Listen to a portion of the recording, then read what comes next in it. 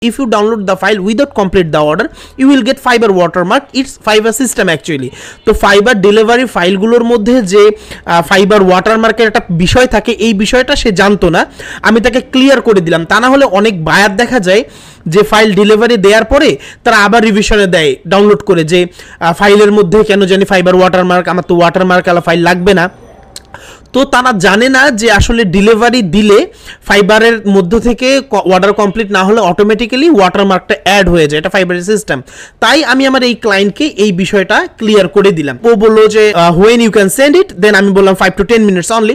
এবং এটা বলার পরেই কিন্তু আমি ভিডিওটা রেকর্ড করছি, যে 5 to 10 মিনিট বলার পরে ভিডিওটা রেকর্ড করছি।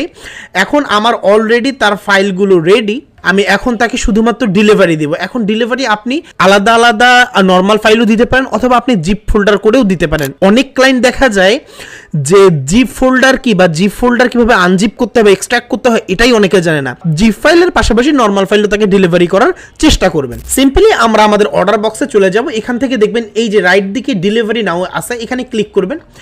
ডেলিভারি নামে ক্লিক করার পরে আপলোড সোর্স ফাইল, এটার মধ্যে ক্লিক করবেন এবং আমি আমার এই কাঙ্ক্ষিত ফাইলগুলো আমি জিপ ফোল্ডার করে নিব। এই জিপ ফোল্ডার করে জাস্ট এখানে ওপেন দিয়ে দিব, তাহলেই দেখতে পাচ্ছেন এখানে ফাইলগুলো আপলোড হয়ে যাচ্ছে। এরপরে আমার এখানে অলরেডি কিছু SMS সাজানো আছে।